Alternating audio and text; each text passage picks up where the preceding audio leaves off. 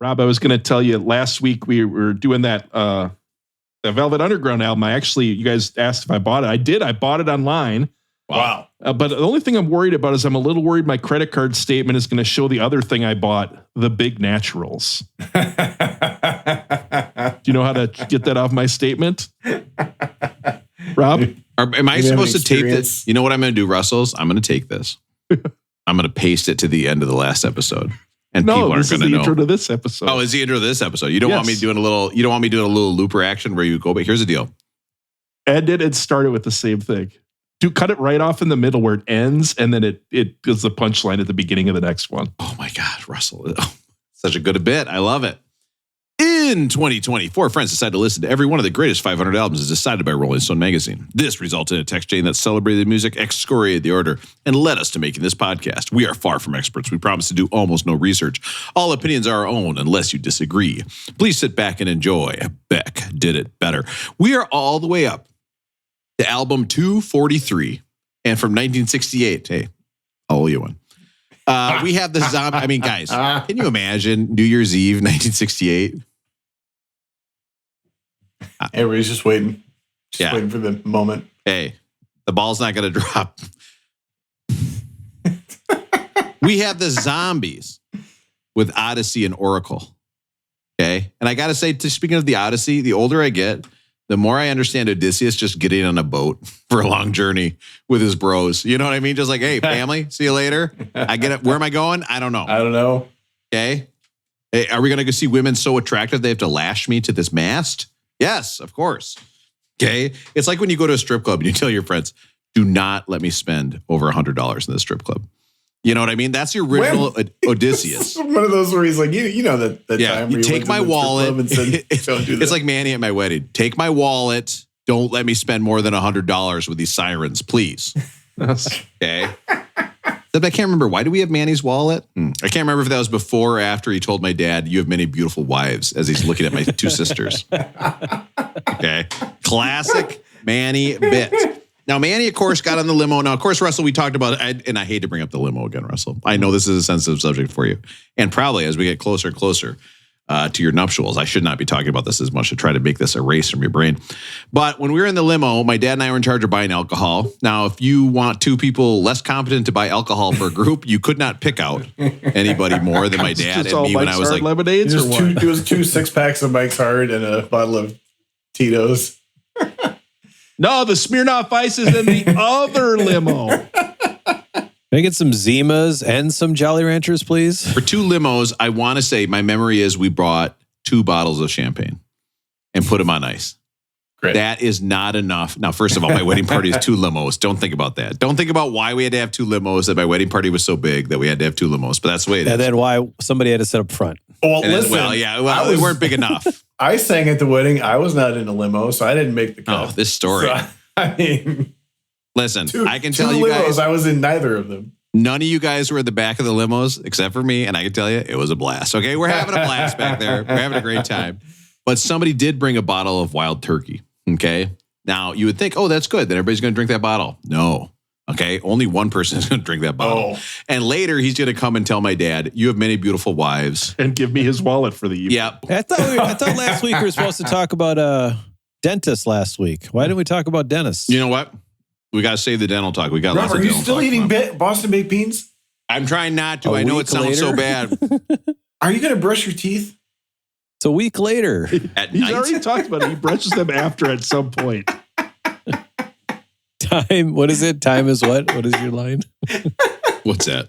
Time is linear, so I will be brushing my teeth. Will you brush my teeth later? Yes.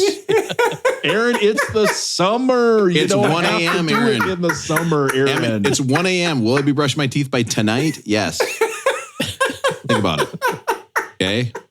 Fucking Einstein. Stephen Hawking would be like, oh, God, this is the smartest guy I've ever heard in my life.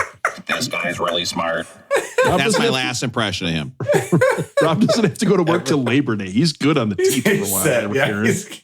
It turns out you don't actually have to wash your hands after you pee. No, we can't.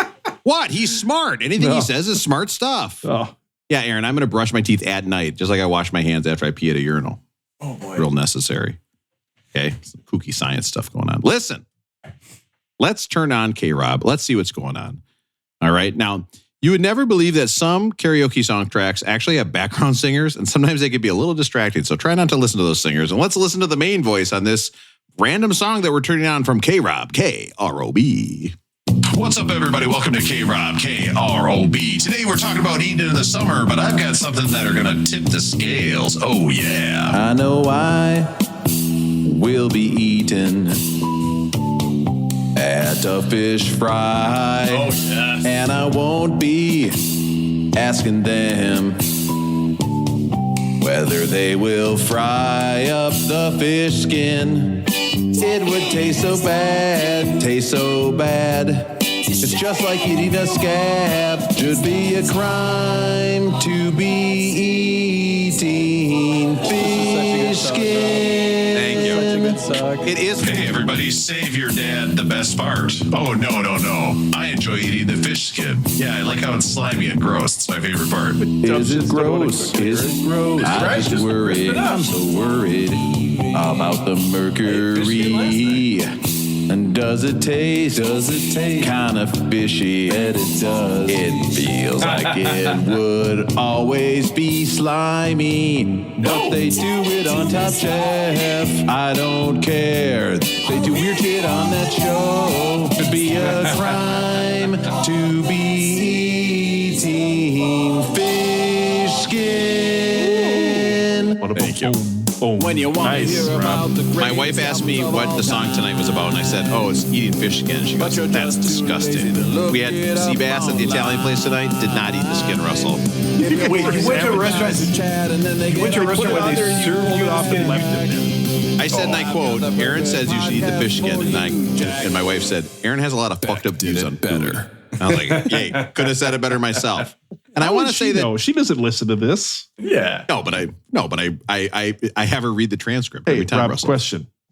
You think she even knows what three other people are on the podcast? Or not? Could she name them? If you recall, the podcast was a major source of friction in the beginning, Russell. She was equally mad at all three of you, but especially Aaron. Now, I wanted to point out during that song, I did say something that eating the fish skin is like eating a scab. Now, I don't know if that's going to affect your eating the fish skins in the future, but it's true.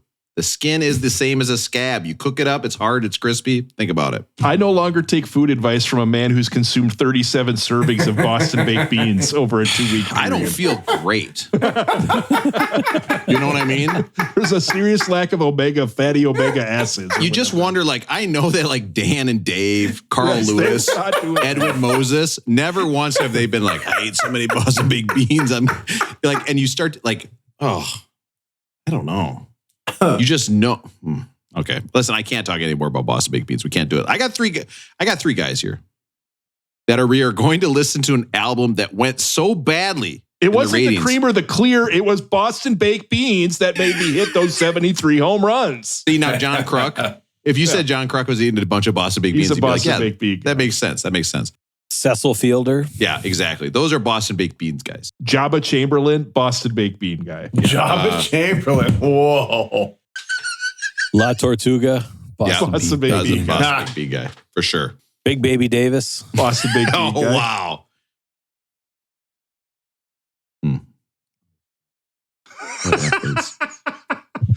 Who was the nose tackle for the Ravens all those years?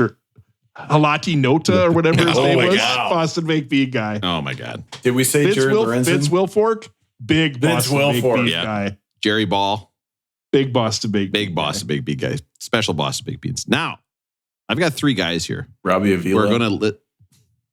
We're gonna listen to an album. Oliver Miller, big Boston. that did so Big poorly. Boston baked Big bean Boston guy. baked bean guy. He's probably the tallest Boston baked bean guy there is.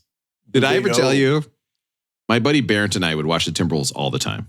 Post college, we watched the Timberwolves all the time when Oliver Miller was on the team, and we always called him the O-dozer because we thought that's what he was. He was just the O-dozer, walking around dozing people like a big bulldozer.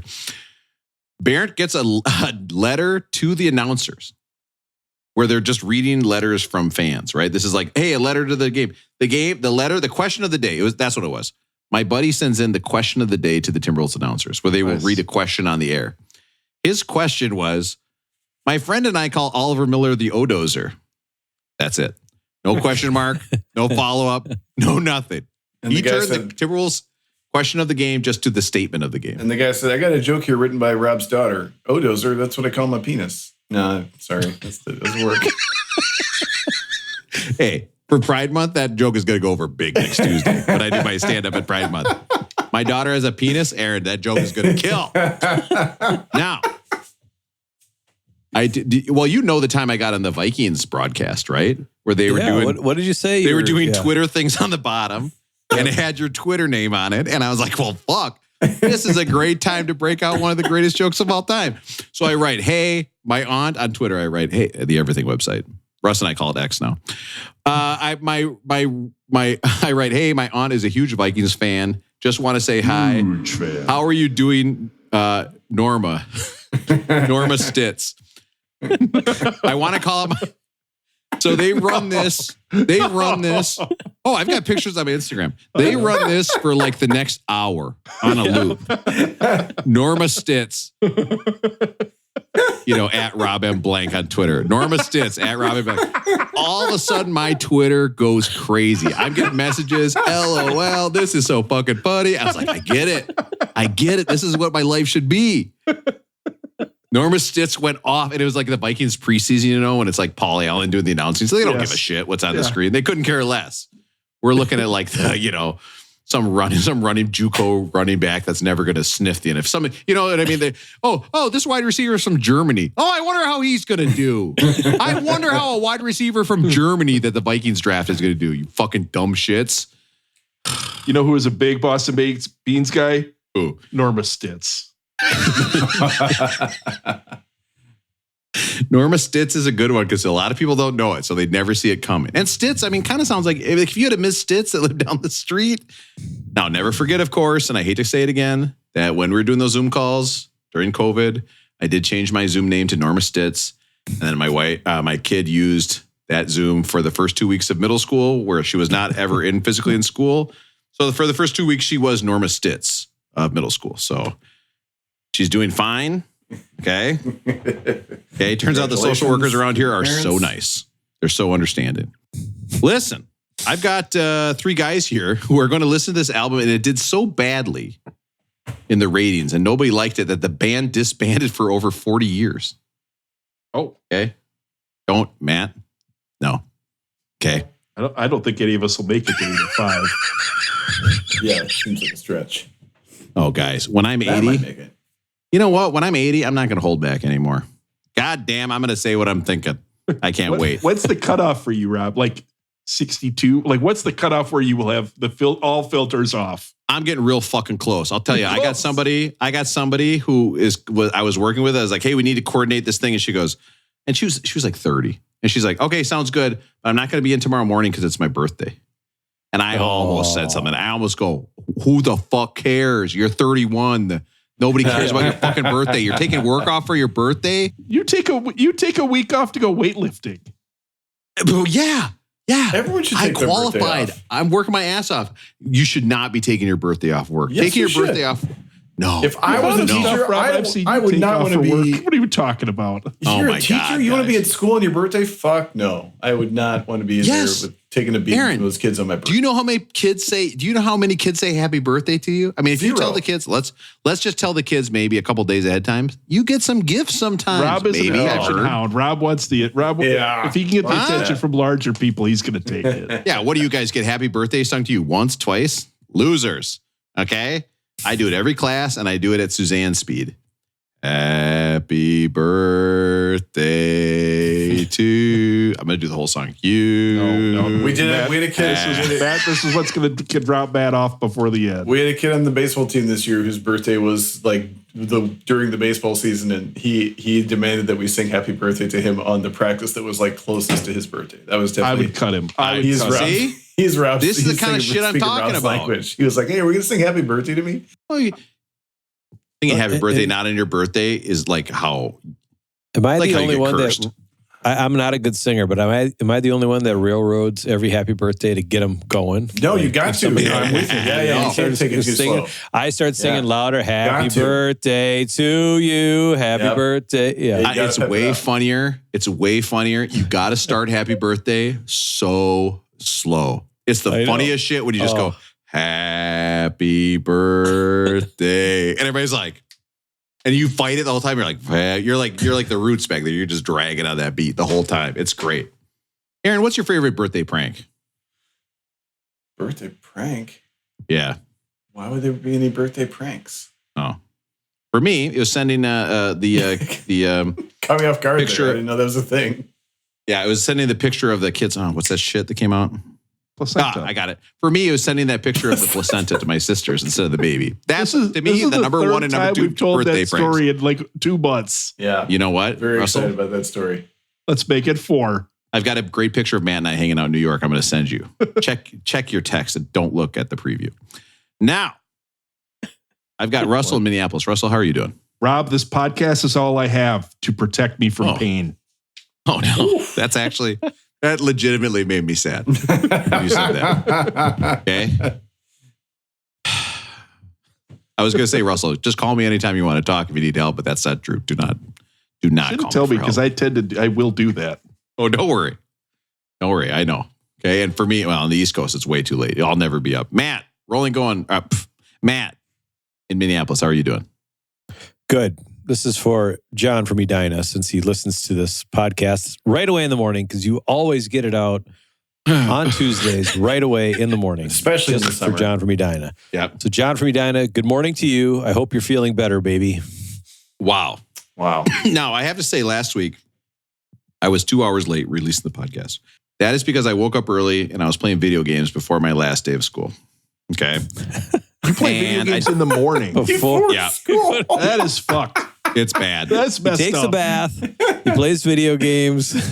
Hey, I'll tell you this. The Venn diagram of people that eat multiple servings of Boston baked beans and play video games before work in the morning, there is an intersection there. There's a big one. There's a big one. I am fighting for my life right now. You guys know what happens to me. You guys know what happens to me when summer starts. Yeah. It happens every year. Hell in a handbasket. I spiral so bad. Currently, and I can tell you, there's one thing I know. There's one way I know when I'm spiraling. That's why I've got my gallon of water. I'm drinking this.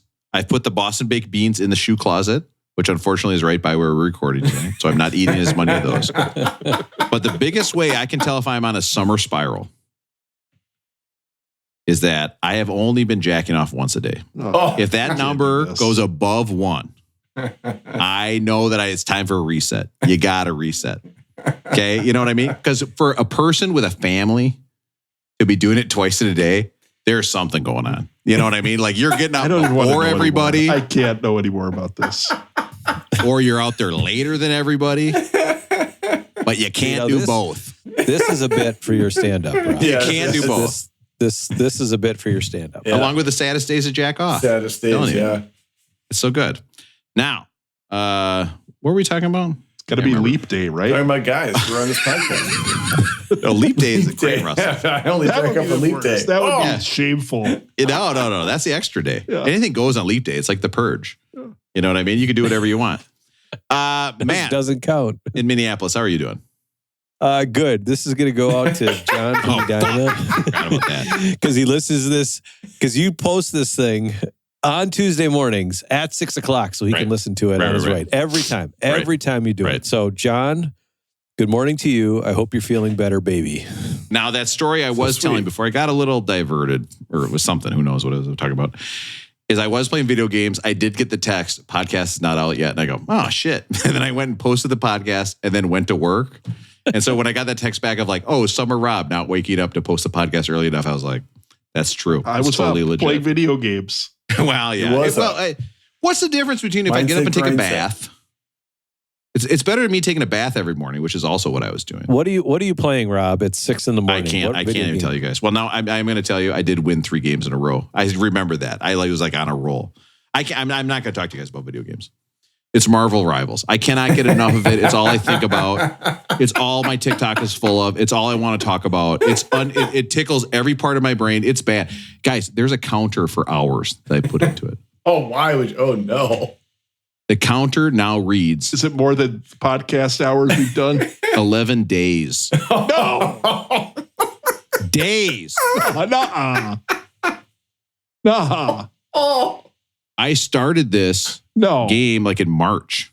Oh, Rob. Do you know how good I'd be at the guitar if I played it for 11 days straight? Do you know how strong I'd be if I benched for 11 days? How good of a table dancer would you be if you did it for 11 days? Table dance for 11 days. He'd be a great table dancer if it wasn't for his knobby knees. There's very few, let's see, 24 times 11. Impossible to do in your head. There's very few things in my life I've done for the equivalent of 24 of 13 days or whatever. But I can tell you everything I have done that much, I'm really good at. Like crazy good at. Very talented at. This video game, Russell, was hard. Russell, this video game, you can be in bronze, silver, gold, platinum, diamond, like ultra, and then one above. It's like a delta. I'm in low gold. I'm not even halfway up the ranking ladder. I'm terrible at it. Rob, what is 24 times 10 days? How many hours is that? 24 times 10 days. That sounds like a delicious day at Raising Cane's. I love them 10 days. Chicken 10 days. How many hours is that? How many hours? Okay. You really want me to do the math? Okay, fine. What did I say the number was? 10 to 12? 11, now he's doing the old 24. repeat. Now he's repeating it while he's thinking. 12? Yeah, this is easy for me. I mean, at 12, right? So 240 plus 40, 288 hours. Fuck, I wish I would have done that math. God damn it. And after tomorrow, it's going to be like 300. But it was 11. What's 11? Huh? Oh, minus 24. You know what? It doesn't matter because it's going to be up to 12 before I go to 12 by department. Guarantee it. Guarantee it. Should I set a reminder? I'll set a reminder right now. Ready? Can you set a reminder a week from now? Check how long you've been playing video games and send that number to the guys. There. I set a reminder for a week from now. I'm going to text you guys of how much I've upped the game since then. It's going to be gross. It's disgusting. Now, I've got Aaron in California now. Aaron was telling me that, did you guys hear about this? Aaron was all fired up about this, that Trump is trying to get a Qatari plane as a gift. He wants him to give a 747 for Air Force One as a gift. And Aaron's like, why would he want a Qatari plane? I think at best he'd want the Super Nintendo. That's exactly what I thought. I thought he should get a maybe the Kanto Switch GameCube, because that's the new one. The Q Dreamcast. I told you. Rob, you don't have to worry. All your worried days are gone. This will be our year. Took a long time to come. Let's talk about the zombies. Wow, that's great. So, Rob, what is the game you've played the most in your life? Is it this one or not? No, I bet I've got more in Destiny. I can almost guarantee it. Did you have a period like late 20s, early 30s where you stopped playing, or not? You've always played? Oh yeah, no. I did. I didn't have a TV in New York, if you remember, till like that's right after the pandemic. You know what I mean? Like, and then I got an Xbox, and now I can't play guitar anymore. Who knows? Are those things connected? We don't know. We're not sure. Okay, but I will say this: lately, Russell, when I've been playing, my hands have gotten a little sore sometimes. I'm playing enough video games where my hands get sore. Carpal tunnel from are you getting blisters? I'm a little concerned. Okay, my hands are getting sore. I'm dropping deadlifts. Could be related to the video games. We're not sure. Listen, let's get right into the voicemail. I just noticed there's a June 12th patch. Do you have a June 12th patch, Rob? K-Rob, K-R-O-B. Aaron, you think I don't know what's in the June 12th patch? I don't know. I'm just You think I don't know if they're going to affect my Rocket Raccoon or Venom? Just checking. I'm looking it up, trying to figure this out. And it wasn't even close to full. Here's a question: who on the text chain plays the second most video games? You think on our Olaf text chain? Who's number 2? And is it over 30 minutes a week? No, it's not over 30. It might be Matt. Matt, kids play, by default because I play with my kid. Well, my kids are in the city when I'm playing, almost always. But you know what? I'm not bringing the Xbox to Minnesota. We're gonna go cold turkey on that and I'm gonna spend time with my family. I was going to say he's going to spend no time planning our live show because he's made no effort on that. You want me to? I'll tell you. I told you what I'm going to do. I'm going to unleash Jenny on that. If you really want me to, I'll do it. Yeah. I'll do it. You just say the word. Okay. I'll release the hounds big time. Are you spending less time at the cabin this summer than other summers? Shouldn't you be there by now? Don't get me fucking started about that shit either. I'm the only guy you're going to see on the beach in Mexico like this. I'm on a beach in Mexico. And Russell, I hate to say this, Russell. I hate to bring this up because I know what the beach in Mexico makes you think about. But Jay did say today, hey, I think it'd be fun if we invited Russell's roommate and Russell down to Mexico with us. And I said, No. I said, we cannot do that. We cannot invite them. Russell's busy. He's got stuff going on. Now, let's play. Gotta wash his hair. Let's play today's voicemail. Oh, can I say this, by the way? This is from my sister, the dentist. I forgot a very important part about the duck penis story. The reason that story existed about the duck penis, and I hate to talk about duck penises again, is that when the guy asked to see a picture of her receipt to make sure she was picking up the right order, she opened up her phone and it was on a big blown up image of a duck penis that she then showed him. So once again, Beck did it better, and guys are seeing a lot of Beck did it better material. Now you bleep that out, right? So if we don't get terrible. I listened to that episode where we did it. It was the Curtis Mayfield. I had to beep like 10 times. It was terrible. Oh, I just did it again. God damn it. Matt, you should definitely get a Crown. They have a pretty high profit margin. Be sure to schedule at 2:30 p.m. XOXO Suzanne. Wow. So first of all, my sister gave you hugs and kisses at the end, which is fucked. Okay. Love it. I would never. Can I just say this? To be I would fair, never put up with that. To be fair, she may think Matt looks like Steve. That's Steve as well. She may be confused. Listen to his voice. That's true. That's true. Yeah. Exactly. Oh. Hey, are you guys trying to make me think about my sister getting horny to Matt's voice? What are you doing? I'm not talking about that. Do you guys know why she said I should get it at 2:30? Yeah. Why is that? It's the dentist's favorite time. Dentist's favorite time. Wow. Tooth hurty. That's because that's the time. That's because they cut out early. They made enough money on the day. They can just get out of there. Yeah. They don't stay at work till 3:30 like some real heroes in the United States. You know what I mean? Guys. You don't work till 3:30. Oh yeah. Oh no, I'm there till 4:30 every day because I have to be in the weight room. Now I have said I am going to stop working in the weight room when I turn 50. I cannot be a 50-year-old who still works in the weight room after school. I cannot do it. The problem, Russell, is they pay me $15,000 a year to do it, which is an obscene amount of money for me to sit in a weight room. Yeah, what am I supposed to do? How much of your lifting do you get done in that weight room? Almost none. Okay. The weights are so thick that this sounds like I'm making something up. The weights are so thick I can't fit enough on the bar sometimes. And that's the because truth. they're like the safety weights for the kids. Kind of. I get it. Yeah. I mean, but you could bench, right? If you didn't have they don't have the right height bench, and I think it's been screwing on my shoulder. So that's what I mean. It's kind of falling apart. They have things like pull-ups, dips. Yeah, right. Who's doing those? Not even real lifting. You know what I mean? Dips. Love doing dips. Dips is my treadmills. Favorite. That's the favorite. Dips are a good exercise. Yeah. They don't even have a hip abductor. They do. I have ordered one. I have to say, I saw Joe from Richfield. You guys know Joe from Richfield. Do 125 dips in one session. Shit. 125 dips. That's an amazing feat. That's impressive, Joe. I did 2 sets of 3 today. That's and I pretty thought good. my arms were going to fall off. It was skull in one side of my mouth and red man in the other. Wait.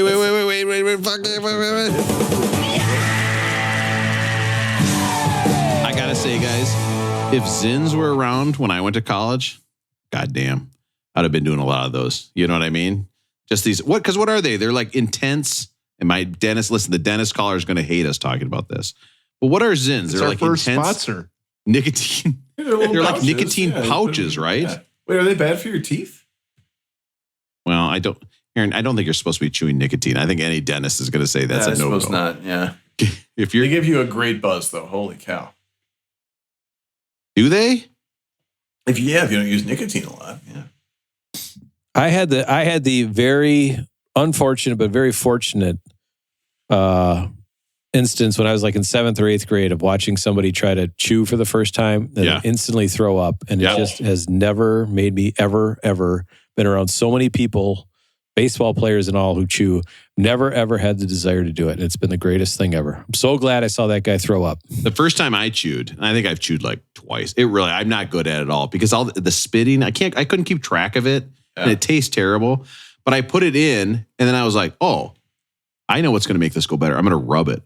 So I went like this and rubbed that it. hurts. And what I don't got realize, glass? it literally, there's fiberglass in the fucking chewing tobacco. I had a cut in my mouth for like days. But I'll tell you what, I got fucking blasted. Holy shit, I was flying on that shit. Yeah, that first time, woo. Yeah, because I always thought chew was something like old guys did just for like fun. And I was like, oh, these guys are getting fucking zooted. Like they are out of their minds fucking gone on this shit. It was crazy. Because when you smoke a cigarette, you don't like spend 5 minutes going like, oh my God, is the world ever going to stop spinning? You know what I mean? Like nobody has smoked a cigarette and then be like, I'm going to throw up and then do it again. That happens all the time with chew. It's crazy. Like that's how good chew is. It's like, it's the most disgusting thing and tons of people do it. Great buzz. Russell, what about you and chew? What's your relationship with chew? First time I did it was at the neighbor's house. This was kind of the neighbor in the neighborhood who was kind of one of the troublemakers. Oh, that's a weird. And so I think we were watching MTV or something like that. This is probably about 14, 15. Mm-hmm. And he chewed enough to where he could eat while he was doing it. So he was eating Fritos while he was chewing. What? That's crazy. And so I figured, that's you can do that. So I did I did it and did the puke in the sink within the first time. But I would occasionally chew a little. With Fritos? I had a few years there where I would chew if I went fishing once in a while. But fishing boat, yeah. It's really not my thing. But I'll tell you what, if we could get someone to sponsor our podcast, I would do it daily.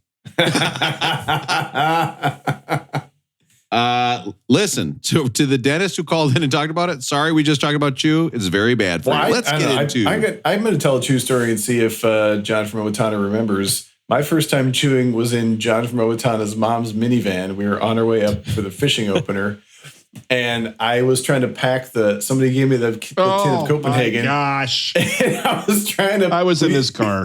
That's cool as hell, Aaron. Can I just say, that's cool as hell. No way this story is going to turn and you're not going to look cool as hell in my eyes. Trying to pack the tin of Copenhagen because I've seen people do that. And the lid fucking comes off in Aaron. John's mom's minivan. I got it in my eyes, which hurt super bad. We had to pull over the car and we had to use water bottles to try to wash Aaron's eyes out of chewing tobacco. Yes. But I bet you were fucking flying. I bet you were sky high.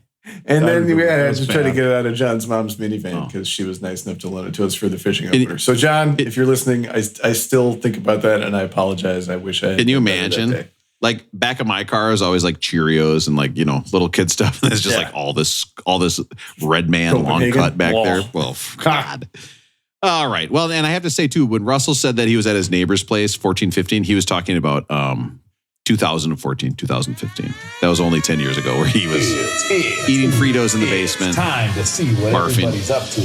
I just realized that I've got a 13-year-old who will be turning 14, who's 7th grade going to 8th grade. Don't think about that. Yeah, those things could start happening. Kind of the first time? No. That shit started. Matt, I'm telling you right now, kids these days, nobody's going to chew. Yeah. Well, especially, him and his nerdy friends. They're not chewing. And I'm telling you, everybody's a nerd these days. I'm telling you that like the stuff you think we did, if kids these days did it, they would all like go to like, to St. Cloud, that prison in St. Cloud. All of us would be there if we did what we did. The kids are not doing anything fun right now. Nothing cool. Now, rolling going. Aaron, how's it going with you?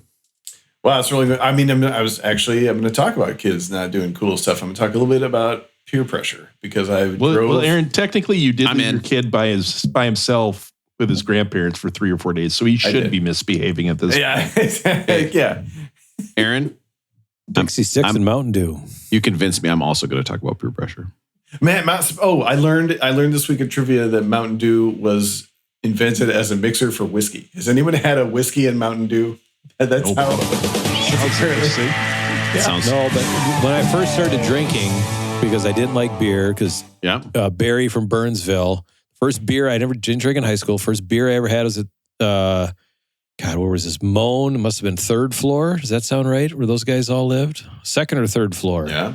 Barry from Burnsville gives me a Blatz Light. Yeah. If you came from Moan, you guys are fucked. There's something wrong with the guys who came from that door. That's true. Like if you're a Hoyme guy, you're probably probably a pervert. If you're from Moan, you do stupid shit. It's off. It's just off. That's coincidence. We're all staring at each other's windows. So Barry from Burnsville, the first beer I ever tried was a Blatz Light. So I thought that's what beer tastes. So then for a while I was like, oh, I can't. Matt, what do you think that can of Blatz Light cost?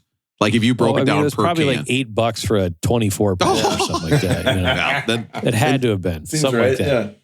The math is impossible to do. Checks There's out. no way we could do it.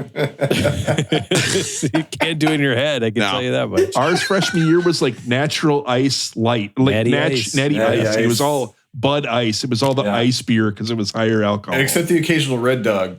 There's some Red Dog in there too. Hey, Matt, according to my calculations, each beer costs $33. Nailed it. Don't tell me I don't know what I'm doing. So I had to try to figure out something to drink. So I think it started out with like root beer schnapps, which was just way too sugary or something. But then it turned into like orange vodka with a Mountain Dew. Yeah. Which was just sugar. But I could drink that. You so knocked that down. I didn't have whiskey, but I mixed a lot of drinks with Mountain Dew kind of the first little while. There. I got to tell you, Matt, I talk about like drinking because I say I don't drink beer, and nobody, you will not see people shocked at me more than when I say I don't drink beer. They're shocked when they hear that. And I go, yeah, I would have loved to in college. Instead, I was drinking Dew Drivers, where it was because the flavor of Mountain Dew, of course, and you know this if you ever drank Mountain Dew and then brushed your teeth, is that it's orange. And so you can mix it with vodka and make a screwdriver, but it's a Dew Driver. Okay. Yep. It's terrible. I don't recommend it. No. But your story, Matt, does remind me the first time I had somebody go buy liquor for me as a sophomore. I had a football player. I think Dave. So Adam, my buddy, I guess, Adam, buys me alcohol. He's like, what do you want me to buy? I said, okay, here's what I want. And I'll never forget. I want amaretto. I want rum. I want brandy. I was like getting drinks I had heard of in like a fairy tale, I think. You're like, I'm making eggnog. I'm making a sidecar. Yeah. And I'm making an amaretto sour. Yeah. Literally, when I got busted for drinking in Larson, I was drinking an amaretto sour. Can you imagine? No ice. No, nothing. Like, what are you doing? They should suspend you for that. They should have kicked me out of school, 100%. Yeah. As we're railroading Aaron's thing here, but as long as you're talking about this. So Chris was a senior baseball player, great guy. Hated when we called, but went every single time. Hey, can we get a case? Every single time he would go. So that's what he ended up doing. It's the circle of life kind of thing. It was great. But finally, we couldn't get a hold of Chris one time, freshman year. And so we did go out and ask our JCs. This was like the last couple of weeks of school. And the JC goes, finally, we've been waiting for you guys to ask all year. Finally, somebody asked. And he went right and got us a case. It was the greatest JCs ever. Now, what you have to understand about where we went to school, too, it's a dry campus. So you're not supposed to have alcohol on campus. And also, you had to have a car to drive to town, which not everybody had. You not only you get in trouble if you get caught with alcohol. It's not you're not supposed to have it. You even if you're 21. Right. Yeah. Now, of course, the most famous story from that is we find out that they are checking for alcohol. We find out they're checking for alcohol in the dorm. I think, were we seniors? Something like that? No, that was sophomore year because I was going over and I used to carry it up for Barry for Burnsville. He'd give me his hockey bag. We'd carry it up. And then one time you're like, let me do it. Let me do it. So I get a hockey bag and we fill it with pornography all the way up. Every mag, those hustlers with the chicks peeing, that's going in there. Okay, Russell, if you had to guess all your sport, or did anyone else contribute? No, I only had. Well, okay, let's not get into what I had. No, it was not mine. It was only from like this one pod, and it literally it filled up a hockey bag somehow. Like it was crazy. It was a crazy amount of porn. Russell, what were some DVDs that you think maybe got put in there? The only one I'm aware of was the one Aaron brought, the one time Ultimate Squirt. Okay, so Ultimate Squirt. Ultimate Squirt 8 or whatever. I don't know where we found it. I found it for sure. Yeah, I found it. But yes. Russell, how do you think the girls? I found it. What's something a female would say on that DVD? I don't even know. Well, technically, Rob, that would be natural naughty titties. Yep, she was into the natural naughties. God, I've said that 1,000 times in my life, I bet. Now, we go over, and one person I know from my trip that I went on to Hawaii, Brad, is working the front desk. And then the dorm director, Pamela is there. The director of all dorms. She is like a legit adult. She is like a 40-year-old adult who is working in a dorm. They've heard there's a problem at Bone. Yeah. So she's going to come over there and regulate it one night. So I walk in with this bag and I'm making it look heavy. I'm making it look like I'm really struggling with it. And of course, then she says, Rob, I need to see that bag. And I say, no, you don't. No, please. She goes, I need to see the bag. I said, I am begging you. Don't look in this bag. And she opens it and just sees all this hardcore pornography. Goes, oh my God. She closes it back up. I go, okay, thank you. And then I'm kind of like, what do I do now? What now? You know what I mean? So I made the unfortunate decision to go to Brian's room, Brian from Apple Valley. I went right into his room, watched him play Counter-Strike for a while. And then realized like, oh, she thinks I'm like delivering porn to all these guys. And now we're just hanging out and looking at it. So I came back up drinking a blue Gatorade, put some sweat on me. I was like, oh, rough day down in the mines. You know what I mean? We had sex. I have a vague memory of like sitting on the stairwell and peeking around the corner and other people knowing that you were walking in. It was like it was like an event. College was crazy, wasn't it? We had a meeting in Hoyme because there were too many liquor bottles in the recycling. And they finally said, that's enough. We need to have a meeting about this. Aaron I don't know where Aaron was from, but Aaron Pine City says, it's okay, we're having a meeting at 3:30 on like a Wednesday. Time to get absolutely fucking blasted. He got so wasted for the alcohol awareness meeting that I had to escort him up there and be like, oh, he's kind of sick. And in retrospect, it's like, oh yeah, he got drunk and came to the meeting, obviously. Go ahead, Aaron. I'm sorry. Oh, well, I'll keep it short. I just wanted to talk a little bit about peer pressure because as I said last week, there's a new Turnstile album. It rules. I love it. My son's been into it. So we've been listening to Turnstile in the camp carpool.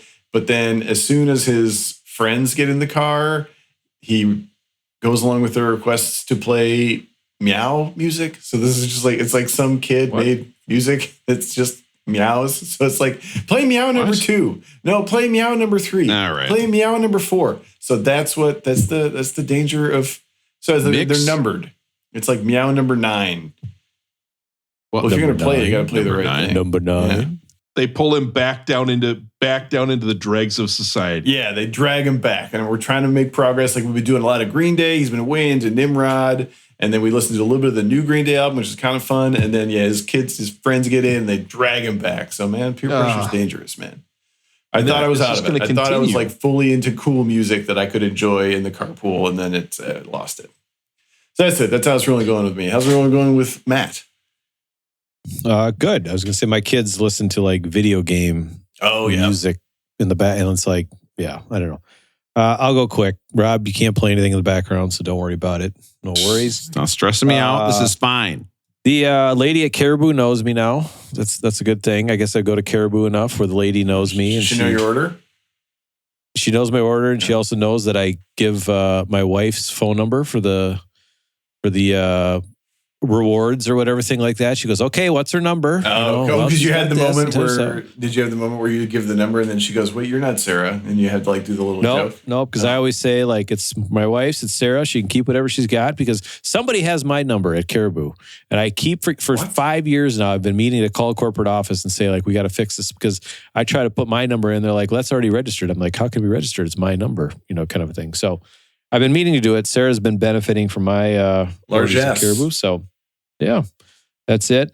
Sarah and I watched Dirty Dancing the other day. So hold up. That is a great movie. Yeah. It's so good. That is a great movie. Yeah. It is a classic 80s movie, but it's a great movie. Yep. If you guys have not watched Dirty Dancing in a long time, I highly recommend it. Nice. It's a good date night movie. It's a great movie, and the music I think is even better. Somehow, it's unbelievable. Better than you remember every single time. It's unbelievable. Every song, it fits in well. I Had the Time of My Life was written for, even though it's set in the 60s, but it's made in the 80s. Yeah. It was written in 1987. Everything else is, from that era. But this one, it's a little weird. Don't think too hard about it, I guess, when you're at there. But I figured out maybe the worst people in the world. My new favorite, least likable people in the world. And that is the people who don't understand a sport, but are at a sporting event and they're not watching the sporting event, but they're just talking the entire time, and they won't shut the fuck up behind you. Wow. I went to my first Saints game a couple weeks ago with Eddie and his baseball team, stuff like that and everything. And there's a guy behind. All he wanted to talk about was like Star Wars and all this stuff. We're at a game, but he's the loudest talker, and he won't just he's with somebody else, and he does not take a breath for like 6 innings and just keeps talking and keeps talking. I struggle with that in general, even for people who do like sports, because I do struggle to be social at sporting events because I want to watch the game. Like I do too. I think I do too. Yeah. And the only thing that comes into a close. Yeah, you want to watch the game. I mean, like I'm trying to tell Eddie, like, look, this guy 2 strikes, he's not stepping. That's what you're trying to do. Blah blah blah. You see the infield. Blah. Trying to. I don't know.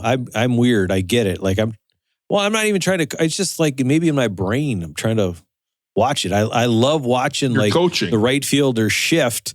And then seeing, is a curveball coming because he's shifting, and then a curveball coming, like, oh yeah, I'm smarter than everybody else, kind of a thing like that, I think I get where you guys are coming from. If you've got the loud person that you can't unhear if they're constantly going, but I would say I would bet 90% of people that are at baseball games are just there for the social part of sitting there and relaxing. Yeah. But I'm not lying, Russell. Yeah, I'm not lying. For 6 straight innings, this guy did not take a breath. He did not take a breath. And his buddy maybe said like 10 words. Because I started counting, and Sarah and I are texting back and forth like, what's up with this guy? He's right behind us, kind of a thing. Oh, it's annoying. Right, exactly. And the only people that maybe are a close second at a baseball game are the ones that stand up and are like trying to talk to their kids, whatever, don't realize they're blocking like a whole section of people because they won't just sit down. They have no idea. They're standing during the game? Yeah, because they're bringing down a whole bunch of hot. They're like, here, we'll get this. Well, now pass this down, and they just stand for like a batter and a half and not understanding. Like, just sit down and do all of this stuff. There's people that you are blocking their view of the game. That's fucked. Don't get it. Yeah, so get off my lawn. Thank you guys for letting me get that off my system so that I can. Well, I want you to know, Matt, there's a great sporting event in Des Moines called the Drake Relays where they often say over the PA, everybody sits, everybody sees. So if you ever want to go to the Blue Oval, you can enjoy sitting down and seeing some great athletes do Aaron, I paid for my ticket. I can stand and cheer if I want to. Yeah, Russell makes a great counterpoint. The athletic feat there is that you just run in an oval. Oh, boy. I mean, do they like change? This feels wrong. Do they change? Do they turn right? This feels wrong. Or is it always turning left? If it was a square and you had to make hard 90-degree right turns at full speed, it would be way more impressive. So that's the athletic feat. You just turn left. You don't even have to turn right. You just have to learn how to turn one way. Sometimes you just run straight. Yeah, because did you guys see Trayvon Bromell run 984? I don't think he's going to be able to keep it up, but he's back. Man. Did we see that? No, we did not, Aaron. Russell, rolling going. How's it going with you? I know Neil saw it. I had to throw it in there. So one of the reasons Rob sometimes is late with the podcast is Rob does give us the chance to listen to the podcast beforehand. Mm-hmm. And I would say 70% of the time I'll listen and send comments or edits. But a lot of times we don't get it till Sunday. It's like if we get busy, it's kind of hard. No. And I'll tell you what, the idea of editing this on Saturday after recording it Friday is too much for me. So I am a Sunday editor. I am a late editor. Russell's requested on Saturday. I said I would do it. I don't. So that's hand up. That's on me. Keep going, Russell. But so I have the last 2 weeks. I've never done this before. But Rob will send it over. And I've got on the thing that I download and can listen to, I have the speed. So I have been pulling a little Rosie and listening to our podcast. I got up to double speed on the last. Russell, the way to go. Doubled it up. It is fast. And occasionally I have to pause and rewind to take some notes or whatever. But a lot of it I could get through. But then I'll tell you, I went back to single speed. I can't listen to us. I think we suck. I think our podcast is slow on single speed. Yeah. I was doing that with Bill Burr's podcast for a long time, and then I just haven't listened. But it's just to listen and then get through it all. And I'd have it. I think I'd had it in 1.5 speed, maybe 1.6 or something like that. And then you do go back to a 1.0, and you're it's like, hard. "What the hell is going on?" Yeah. Once you've heard the speed, and to go back is very difficult. It's tough because I do that with like a stock podcast and sports podcast. I'll just do like 1.5 speed just to get through it. Like, because I want to hear this stuff, but I don't want to spend so much time doing it. And it is crazy how listenable things are in like 1.5 speed. I think 1.25 or 1.5 gets a little quick, I think. But 1.25, I don't think you've missed anything in life by doing that. No. You know what? Somebody say you haven't missed anything in life by not listening to podcasts at all. Aaron, shut the fuck up. Aaron, what are you That's doing? what I say. What the fuck are you doing? Hey, this coming from the kid whose son listens to Meow Number 4 as inspiration. Turnstile, yeah. Number 9. The other thing I've been doing, we have a mighty return of one of my favorite personas that you guys know very well. The Assemblyman is back. The Assemblyman, Russ, is back, and I've been assembling furniture again this week. Oh my God. Oh, the Assemblyman is back. The Assemblyman is back. No. Oh, yes. We decided, the upstairs roommate had brought it up multiple times, that the lawn chairs or whatever that we have out on, we've got 2 decks, one looking over the river, and now this guy's got 2 decks. Hold up. And the other one looking on the inside. Hey, Russell, can I tell you one time I got a double decker when I went to get Minnesota Gopher receiver grade autographs? Asked him twice. Eric Decker. I essentially get these. I land on 2 chairs, and I was going to see what your guys' outdoor chair style is, but I got 2 chairs. Yeah. They're the kind of the wicker chairs with the cushions that glide and spin. A spinning, gliding cushion chair. What is your guys' style when it comes to? And by the way, I assembled one last week, and it almost broke me. When they show people assembling these damn things on the video, they put them together in like 8 seconds. This thing took me at least an hour. The damn screws don't fit right. It's impossible to put the thing together. I almost lost my mind. But my thing for you guys is, what is your outdoor furniture style? I'll tell you, the best outdoor furniture scene I ever had was when I lived in Rochester. Because obviously I don't have anything now. When I lived in Rochester, we had an outdoor, like the wicker with the cushions. But Russell, we had the fire pit with the jewels, with the glass in there, with the propane fire. It was heaven. It was awesome. It was my favorite. With the cushions, Russell, do you have to bring them in and out? So I've only assembled one mat, and I haven't brought the one has been. Hey, did you hear that? Now the production works. Fuck yeah, that's what I'm talking about. Yeah. I will say it was a little bit loud, almost blew my eardrums out, but that's okay, Rob. You just take it down a little. It's not too loud. You're too old. Production, Rob. Yeah, that's true. So, Matt, I assembled the one last week. It frustrated me. So the one has been sitting in our living room for a week because it's been raining all week, and I don't want to take it outside. Yeah. But I have seen there are big covers that you can just put over it. So, Matt, are you a cover them up with a big like tarp looking cover, or are you a bring the cushion in guy? Wow. Well, I'm not a cushion. I don't like the idea of the cushion because of the in and out. If you leave it out once, then it's going to ruin things like that. But I do like the chair. I do like a little bit of rock. I love the swivel. Yeah. Love the swivel. And so if I had anything, it would be something you could keep outside that you didn't have to bring in and out or cover or anything like that.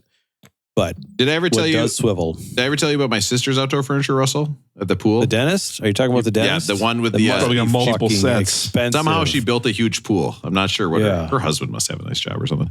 But she got brand new outdoor furniture, cream white, and she got the big wicker beds, kind of where you can like recline them, and they were great. And the first day I was there, I wore my robe that I bought in Turkey at the Grand Bazaar. Because it was like my outdoor swimming robe, right? Go in the pool, get wet, come back up, put this robe on, put it on, lean back, sit in the chair. Well, it turns out that when you buy a robe in Turkey, one thing they do not do is color seal it at all. There's no kind of... So instantly, my robe has now taken her brand new furniture that she had owned for approximately 2 days. Ruined. And basically, I don't think it was ruined. I left after it went in the washing machine. I'm not sure what happened to it, but I think it ended up being just fine. Okay, things seem to work out for me. It's not going to last forever. Yeah.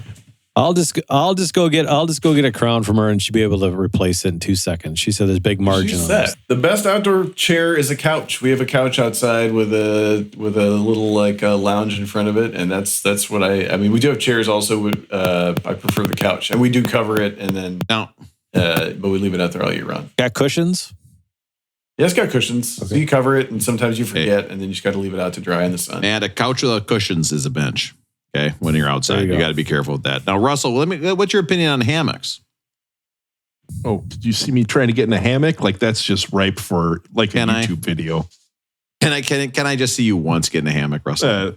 No. Speaking of things that I don't think would be good for me, this has come up multiple times from the upstairs roommate, and at one point I had to be like, "Don't bring this up again."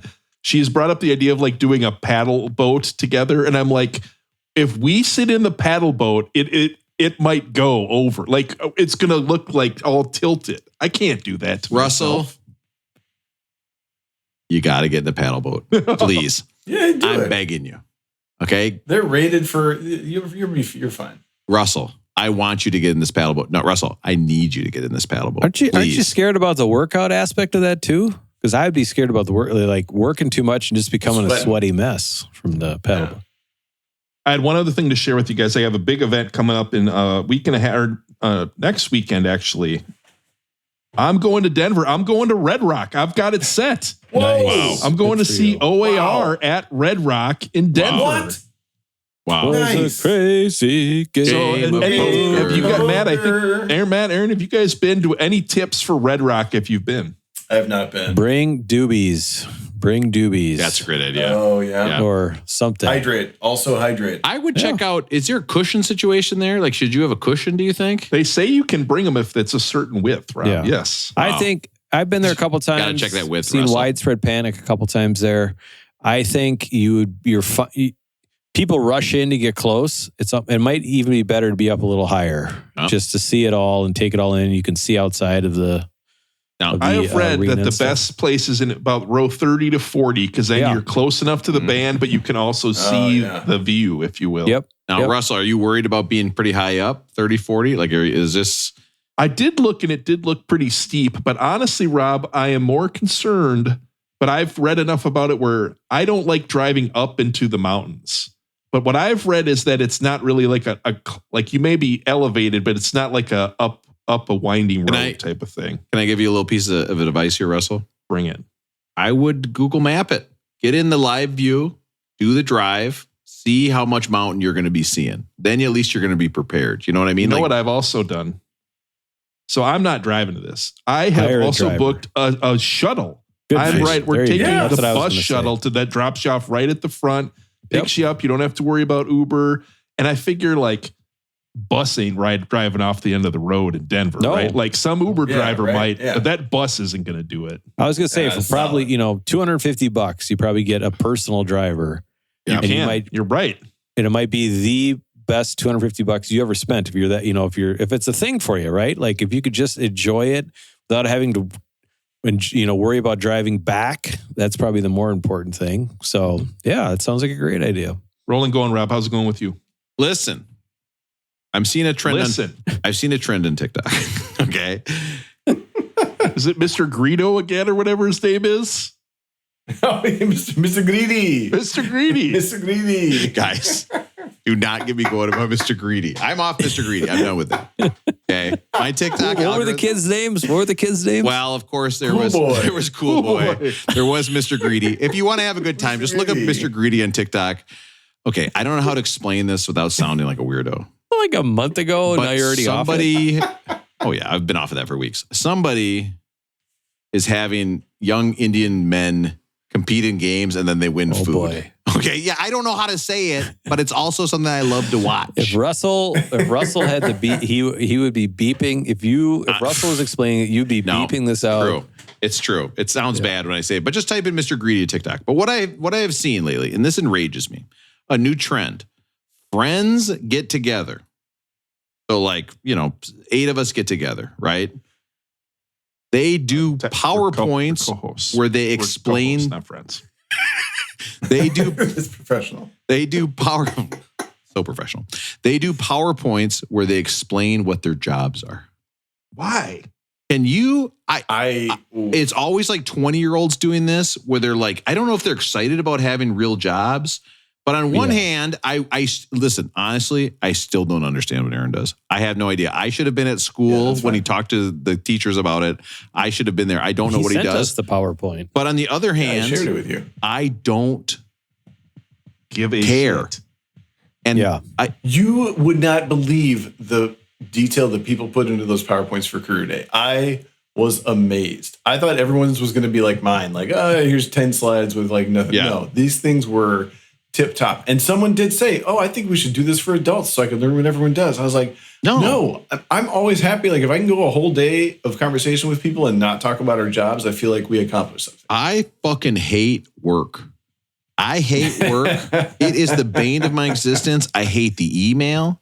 I hate doing any work. I hate going in there. I hate walking up the same stupid fucking subway steps every morning. I hate everything about it's named after the worst thing, Aaron. I'll say it again.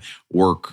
Nobody likes it. Why would you want to spend your free time talking about your work? Now, listen, if somebody's talking to you about their work like all the time, that's fine. Okay. I'm able to handle that. That's not a big deal. Okay. But would you participate in one of these parties, Russell? You seemed extra annoyed by this. No, I don't think people, you're right, Rob. Even people that say they like their jobs, no one wants to hear about people's jobs. I'll say this, out of our group of 15, I don't think any of us have an interesting job. I wouldn't want to hear about any of our jobs, even the ones where you think they might be more interesting than others. I don't want to hear about any of it. None of it. I think the greatest part about like a group like ours, right, is the fact that I'm in my job for, let's just say, 40 hours a week, and I spend a lot of time with all those people, and I can go somewhere where nobody gives a shit about what I just did for the last 40 hours, and I could talk about something completely different, and nothing's going to come up about my job ever. I'm going to take this back. You teachers do talk a lot about your work. Oh, I mean, okay, hold on. Yeah, we'll put a... Yes, they're a very sensitive group who love to talk about it and love to talk. Oh, I can't go out on a Sunday because I got to get to work the next day. Like, well, every fucking person has to get to work the next day. So what's the big deal? You know what?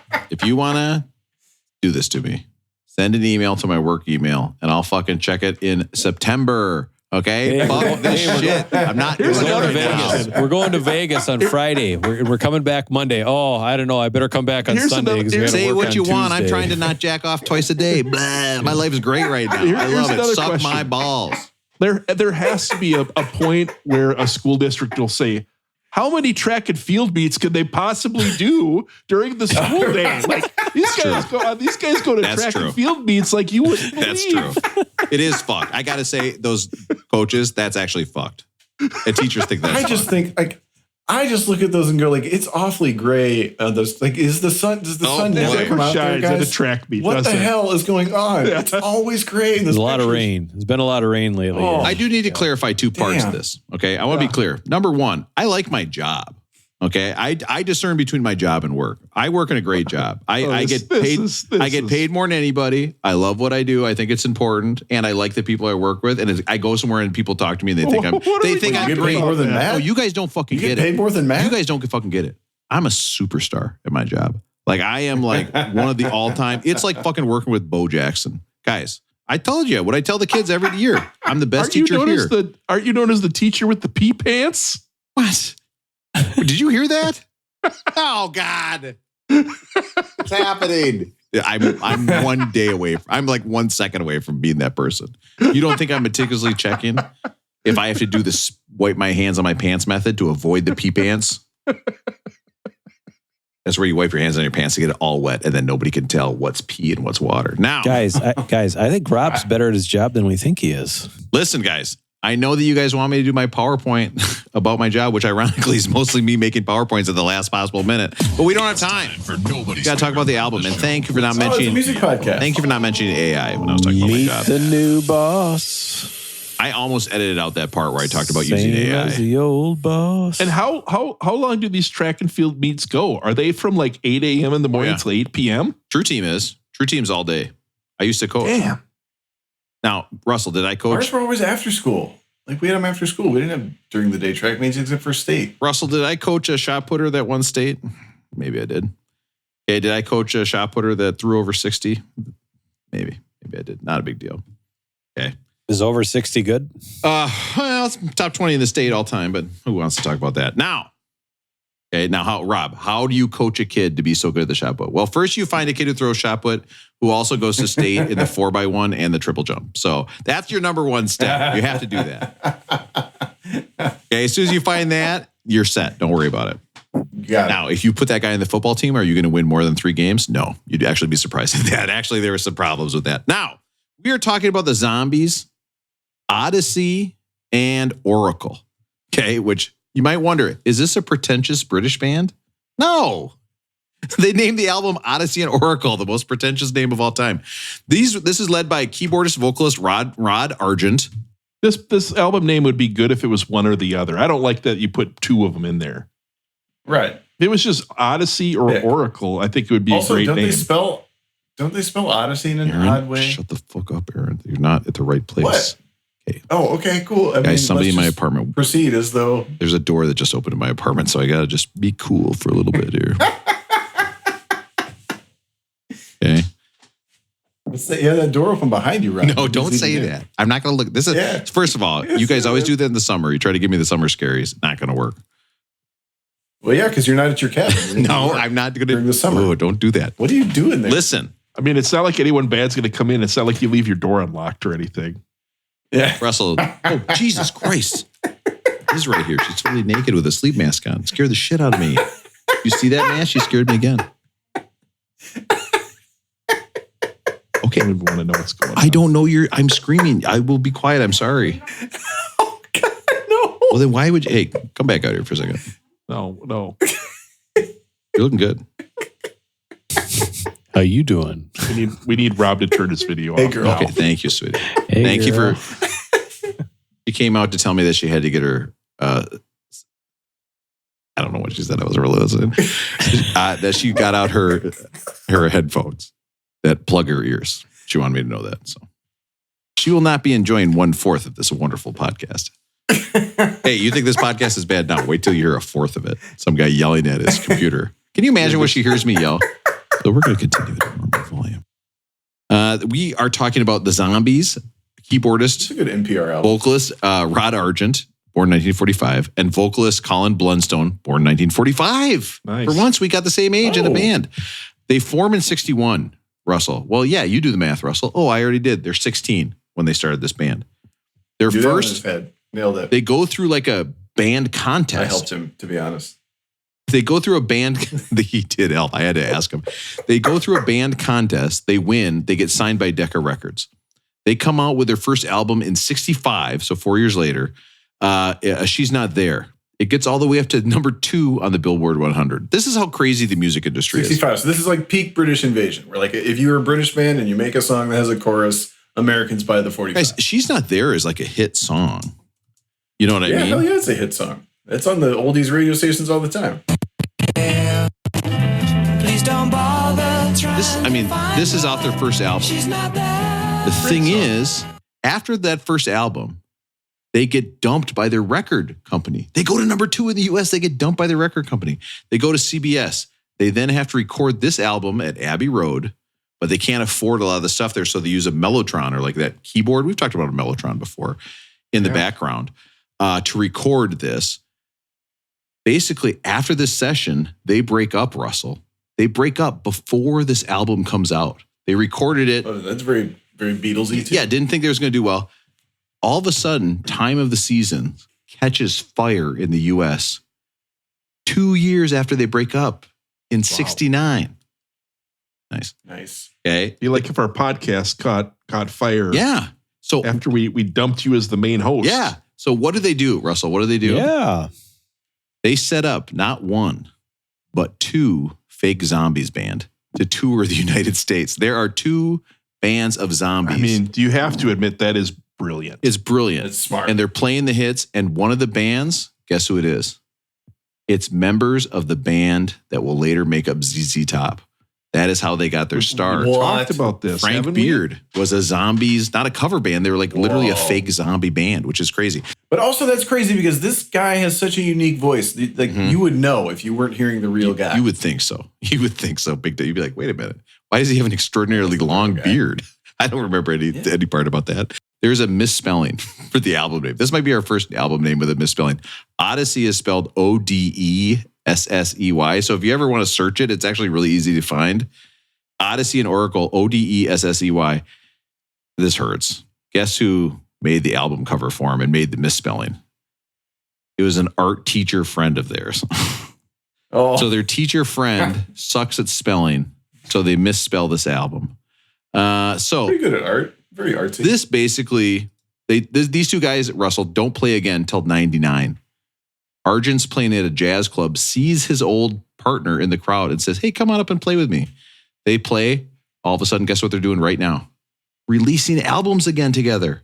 They took a 40-year hiatus and then started releasing albums again. It's crazy. So let's get into the Zombies, Odessey and Oracle. Now, I'm just going to say this. This would have been another good album for me to have that 100 milligram drink to, man. This is crazy British fantasy. It's trippy shit. That 40-year break would be like if Aaron got together with a kid from his nursery school and started playing patty cake again. Yeah, that's true. Or if I was playing video games with kids. Wouldn't that be crazy? This is them writing a song to their partner who's in prison. That harpsichord on the opening track is pretty good. Yeah. But this is a really nice opening track. The bass is nice. It's jaunty. I love this guy's voice. Yeah. It's off to a good start. It is. Some fun harmonies from the chord changes. Can I tell you this album, not a great gym album. If you're listening in the gym and you got this on the headphones, you're not going to max out. It might be if you did any of those cardio machines, Rob. It's true. I feel like I'm running on clouds. A Rose for Emily. You know, I did not do a ton of research for this album, I have to say. This kind of feels like a weak rip-off of like a McCartney type song. These all sound like Paul McCartney songs to me. It's crazy. It's just so kind of British. Fleet Foxes listened to this album and took all the wrong. Oh, really? I've never heard Fleet Foxes before. I've heard of them, but I haven't heard. I only know one Fleet Foxes song, and it sucks so much that I've never listened to another Fleet Foxes song. So sucks more than anything's I haven't given them a lot. Actually, Rob, doesn't that sound like a sorry ripoff of God Only Knows almost? It does. You know, it does. Big time. You play that again, it kind of does. I mean, this was released 68. So they would have heard God Only Knows, right? For sure. Yeah, big time. Maybe after he's gone.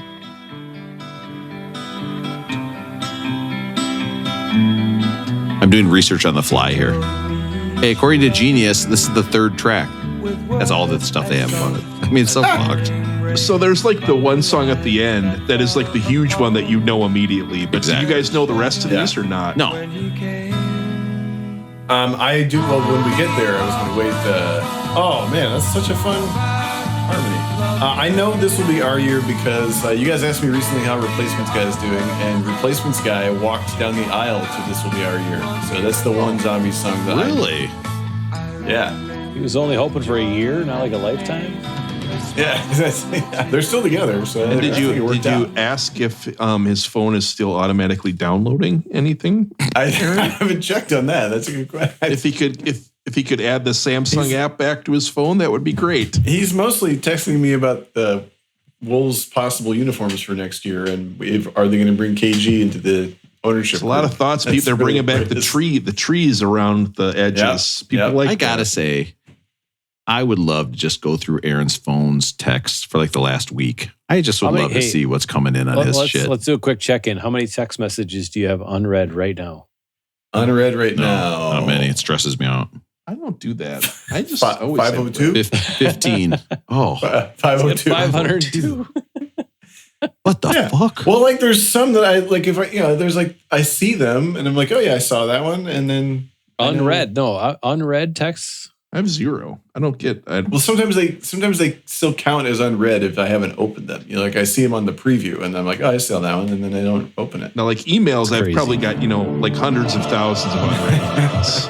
Yeah, of course. That's but not text messages. Like, to me, text I don't think I've ever had like unread text messages for more than a day. Like, they're always like kids will call me all about it.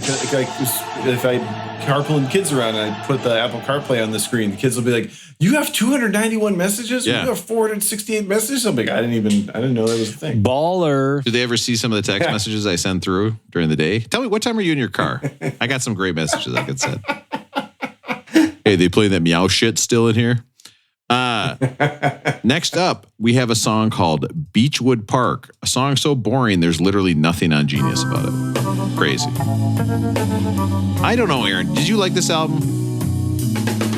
I did, but I only listened to it once. And I wonder, once we get to the Kinks, are we going to enjoy the Kinks more in a similar genre? You've got to explain to me why this album's on the list. This might be the first album that has made me mad on the list. I got mad listening to this album. I love it. I don't think this album should be sniffing the panties of this list. Shouldn't even be close to the list, in my mind. Thoughts, Matt? Russell? I'm with you. No, I don't get it. Like, there's not even like the Dookies and the Blue albums. I guess I don't get why this is on here. Period. Russell, what am I missing? I think it's time of the season. I think that's what it is. I think it's time of the season song. is such an epic song. Like that song goes great with movies. It's that Aaron, song. Aaron. Wow. Whoever voted for this list has this album ahead of Whitney Houston. Yeah, I know. It doesn't make any sense. It doesn't make any sense. This is one of the few where I'm kind of like, I think it should just be maybe out totally. Yeah, I enjoyed it because I only knew the 2 songs, and then the rest of them I was kind of like, oh, this is fun. And it's of the time, and you can hear the vibes they're pulling from. I'm not going to go back to it, you know. That's it for me being negative. I'm not going to say anything more negative about this album because you know what? Yeah, it is kind of fun to put on in your apartment. And I got to say, I think if you were going to get just blasted stoned, okay, let's say you get so stoned you're going to walk to Washington Square Park, you're going to get some pizza, maybe some ice cream. This would be kind of a fun soundtrack for your day, right? Let's see that. Soaring, skying, flying. It's pleasant. Very much so. It is very pleasant. I will say that. I love the voices. Hung Up on a Dream. Now, I do think For Your Love is a better song than all of these as well. That's my other problem with this. Is that their song too? Or are you just talking about other 60s pop songs? Isn't that what I said there first? What was their first hit? No, not For Your Love. What year is this? 68? This is 67. And what did we listen to? The Velvet Underground was 70. Yeah. I think they might be related. Their first hit was She's Not There. She's Not There. Yeah, better song than all of these. For Your Love is Yardbirds. Changes. Diamonds and stones hang from her. I gotta say, this is unlistenable. Really? This is just the one you like? It's kind of British, like I like these kind of silly British ones sometimes, but all these, like, And the guy that likes They Might Be Giants. well, Yeah, this is kind of a they might Don't- type of thing. don't ruin my list, please. Okay, and that you guys say that is so fucked. Well, you would say that when I'm about to do my list. You would criticize the They Might Be Giants. How did you guys even know? Doesn't it sound like this is just all a band of Paul McCartney's though? Like it's just all like No, it sounds like who's the Davy Boy guy from the Monkees or something. It doesn't, it Dave- sounds Davy Jones. Davy Jones. Sounds a lot more hokey than the Beatles to me. It's like a knockoff of a knockoff. Yeah. It's like Inception. I want her. She wants me. Hey, I mean, this has got that harpsichord or what? It's got a little more stank to it, don't you think?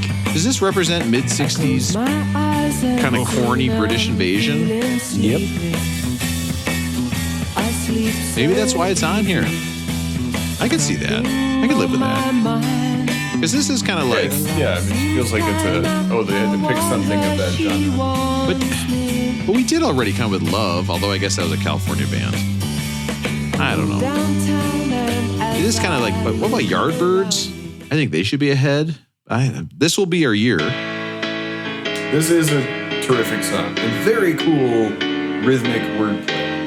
The way he kind of trips over the ends of phrases into the next phrase. This is like very clever. Now, Aaron, did you sing this song and ruin his wedding or not? No, I did not sing it. That's ironically, I did not sing it this wedding. Wow. But it was weird when Aaron tried to sing at that wedding and they turned him down to do all those Two Live Crew songs. That was weird. Actually, no, what did happen was that his dad, I can't remember how, like, we gotta listen. Here's the. I was down, and I won't forget the way you said, darling, I love you. You gave me faith to go on. And it just kicks right to the next one. That's really clever. He goes over the end of the phrase into the next phrase. I kind of You love might be that. selling me on this, Aaron. I love it. This song I think is very cool. No, I didn't sing it at Replacement Guy's wedding, and then there was no religious music in the wedding, but then the bride's father was very Catholic, and so he wanted a hymn done, and so like on the day of, he was like, hey, can you lead this hymn like to me and Anna? And like I'd been drinking for like 3 days. I was like, okay. So I think we did end up kind of like singing this terrible hymn. Can I tell you bad news. that my dad also at the wedding said, hey, I want to get this hymn done, but he was pointing over to me. Aaron, let me ask you this. And Matt, you might be interested in this question too. If somebody asked you now to sing at their wedding, is it a bit? Is it as a joke? Or is it serious? Maybe all of it. Aaron, would you sing at somebody's wedding like maybe next summer? Yeah, of course. I would never say no to that. Matt, wouldn't that be fun? Them, it's their wedding. They got to listen. Wouldn't that be fun? I'm a horrible man? singer, but for the right people, I would dust off any sort of skills I've got. Yep. Well, we could do a round. We could do a round. Have we talked about, have you guys ever been an officiant at a wedding? No. Are you? No, is this their moment? No, I talked with some friends a while back. I think you should ask Aaron. I was once. Aaron should be the guy. I'll do it. Rob's the best man. I'm happy to hand I'll out. officiate. I'm happy I got to some hand good out bits. We've programs. We've talked about talking about work. I will people. sit at the back of the whatever we're at. I don't need a role. I had a coworker about 15 years ago that asked me to be the officiant at her wedding. Oh, what? Wow. What? I said no. You did. I said no. You said marriage should be between a man and a woman under the eyes of God, and I thought it was too strange. I just couldn't do it. I said no. Do officiants get to see the bride naked? Well, might have to ask. Never mind. With their sleep mask on. I will say this. I have to share this part. This woman that asked me, this guy was kind of a dick. Yeah. They get married. A few years later, they get divorced. Okay. I hear about the story about the divorce, and she eventually tells me the story. They're at his parents in Wisconsin for Thanksgiving. Oh, God, I'm so excited for this story. Her mother-in-law, so the husband's mom, comes up to the wife that I'm friends with and says, my son has been cheating on you for a long time. You need to leave him. Wow. They're 4 hours away from home on Thanksgiving at his parents' house. Well, and her good for the mom tells the daughter-in-law what her son has been doing and she needs to leave. What do you guys think of that? So then obviously she got to. The mom is selling out her own kid? It'd be like, Rob, if your mom told Jenny about your bad behavior. Oh, wow. Yeah, that's Russell. I can see that happening so clearly in my head. I think that did happen. I think my mom is always telling my wife what a piece of shit I am. Vice versa. They talk to each other about it. And so now looking back on it, I'm glad I was not the officiant of those nuptials. Yeah. God, Russell, this could go great in a wedding speech. And then the worst is, what do, Rob? You drove out there. They had a couple kids. You drove out there as a family. You got to do the 4-hour drive back all together. Oh, yeah. You take the 2 kids and drive back and leave them there. What do? You got to go back. You got to ride this back. Is the way together. it is. Yeah, this is. Yeah. I mean, if you're the chance, if this is your wife, this is your chance to be like, hey, guess what, fucker? My wife. You're stuck in the car with me for 2 hours. I get to say whatever I want. You know what I mean? Oh, my God. I'm not stuck in here with you. You're stuck in here with me. And then, Rob, here's my question. Yes. What is your conversation with your mom like the next time you see her and you find out she sold you down the river? First of all, what do you say? You're the one who fucked up. Yeah. I didn't ask Rob whether he was right or wrong. I asked what would Rob think? What would Rob say to his mom? His mom, nothing. I would say, Mom, first of all, I thought having sex with your hot friend was actually fine because of some things that I've seen online.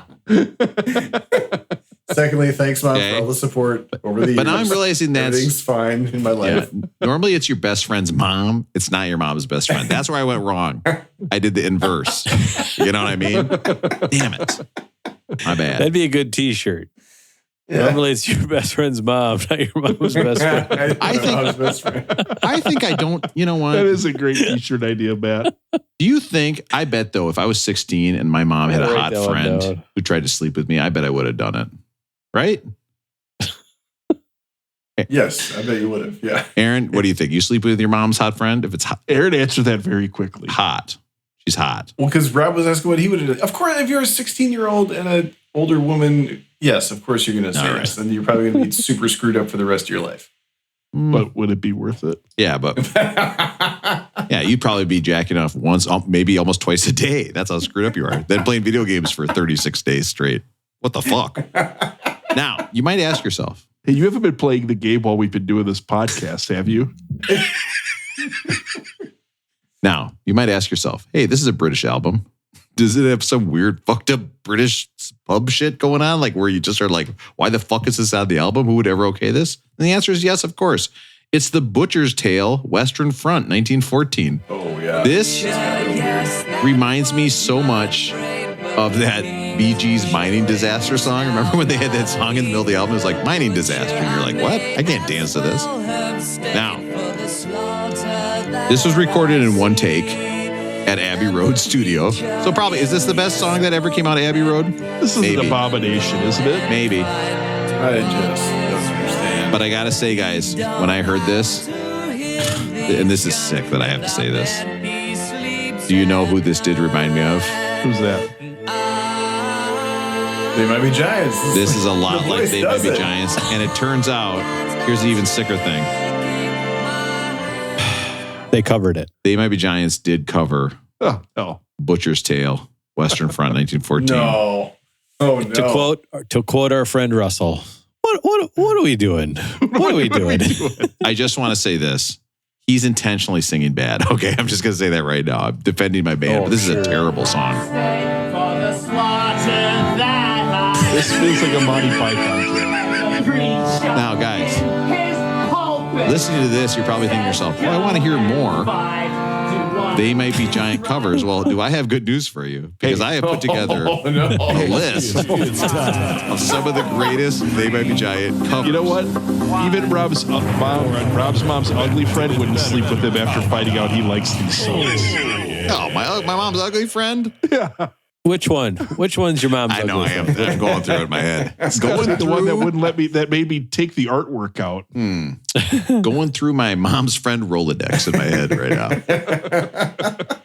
The old Rolodex. Excuse me for a second. I have to go do something. All right. Turned off the video. It's a joke for us. First of all, you might not know, but their song, and I didn't have a chance to put this all together, so I need to have some time. Just Yeah, it's a good time to take a few minutes. yes. Take a little break. Well, no, I'm going to edit all this, Aaron. Tell me. It's not 2:38 in the morning. Your wife's already yelled at you. Their song, of course, Istanbul, not Constantinople. Great The song. number one They Might Be Giants song. No, we don't say that, Russell. You know Not that. for the You know that diehards, but bothers for the me. normal people. For the- This is the one people know. For the normies, this was on Is it better Tiny than- Toons. We all know it from that. Better than Particle Man? That was also on the same This episode. is more known. It turns out that was actually This is a a cover? from a Really? song by the Four Lads from like the 50s, I know this one. 1953.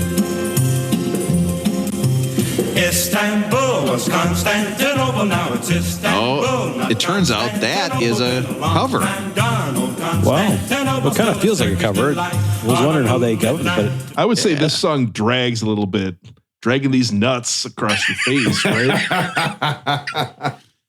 I was going to say I like the original better, but I don't know. Once you hear 1.25 speed, I- it might be different. I guarantee if one of the members of the Four Lads from the 1953 singing group heard a drag these nuts across your face joke, their head would explode. It would be the craziest thing they'd ever heard in their whole life. Okay. Of course, They Might Be Giants. Did they ever cover the Allman Brothers? Well, you know they did. And of course, this is Jessica. Rob is playing these videos from some weird website right now. Yeah, where did you find these? I don't know. This is not like they played Jessica? Yeah. Great. It's a jam. A little slow. But I mean, this sounds like my effort on Guitar Hero, but Yeah, little square. can I say this, guys? This is so fucked because when I was over at Suzanne's the other day watching that Pee-wee documentary, every time it stopped or the circle would go, I'd be like, oh, the internet is so slow when here. it's buffering. I'd be like, my God, you have slow internet every single time. Oh, Was she offended when you said it or not? You have to be. It's devastating to hear that your internet is slow. It's the worst. Do you think They Might Be Giants, did they ever cover Pearl Jam? Did they ever cover Pearl Jam? The answer is yes, they covered Beyonce. No, they didn't ever cover Pearl Jam, I don't think. Rob, what is this website you're finding? Bills. This is who sampled who, actually. Haven't I found another? They did this live for the AV Club. I'm enjoying this. It's a good one. They do this in concert too. I love it. Then, tell me if they ever did sample Pearl Jam, Matt. I'd love to hear it. And then finally, okay, of course, Russell, they also did another one for the AV Club. Okay, it's a little band. I'm just going to tell you, the band they covered, you guess a song. The band they covered is Chamba Wamba. Okay, do you want to guess what song that they did?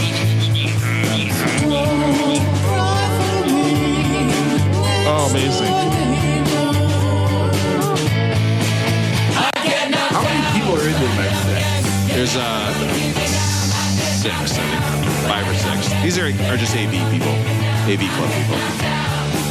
Guys, that concludes my list of the best They Might Be Giants covered. Great list. Rob, you want to know some weird? I kind of thought They Might Be Giants was like a 2-person band like Daft Punk where they wore weird outfits like in helmets. You know what? They are a 2-person band. They started. Lincoln is a 2-person album. Their first They Might Be Giants is a 2-person. They are a 2-person band, but they added people as they went on. And then when I saw them, they had like 10 because they had a full horn section. Ooh, it's so good. And then finally, guys, let's close out this. Friends of Mine. Not finally. But you know what? Can you think of a song that's been skipped more? This should be a disqualifier for being on the list, right? Right. It's Also, bad. with the song that's coming up, yeah, just get some I shouldn't say it's bad. It should be a disqualifier to be on the list. And then, of course, the song off the album, Time of the Season. This was, you guys know what this was a single after? This was released after Butcher's Tale, the one I made fun of with They Might Be Giants. That was released as a single before this. What the fuck? They thought it would be a protest song. Rob, I've told you guys earlier, I think there's one of the perfect points in music today. And to me, it's on this song.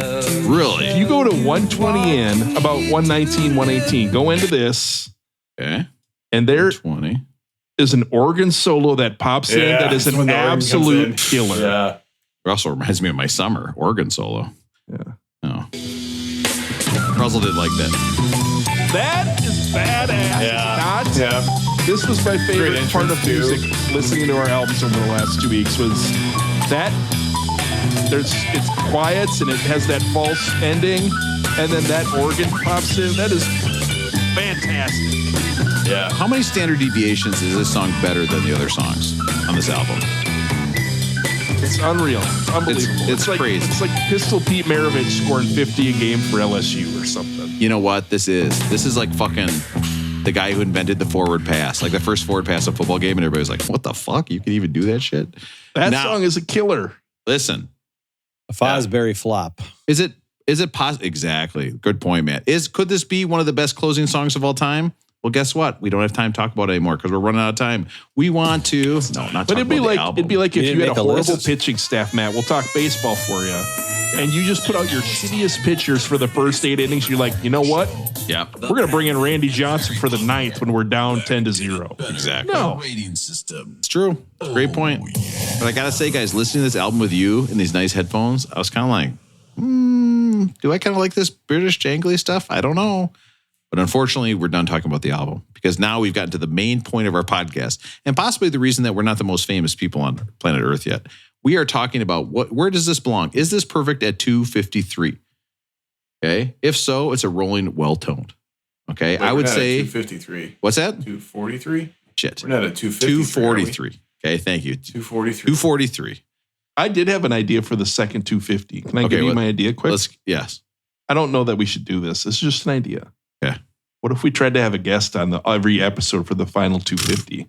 We would all. Every episode. You know what, Russell? I'll let you schedule that. Okay. I think that answers it, right? And then try to schedule it with us too. Yeah.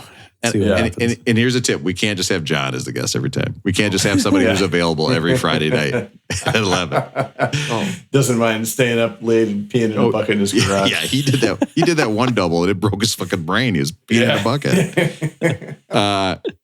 Is this a rolling well-toned? Okay, just like the time of the season, we're going to say the summer.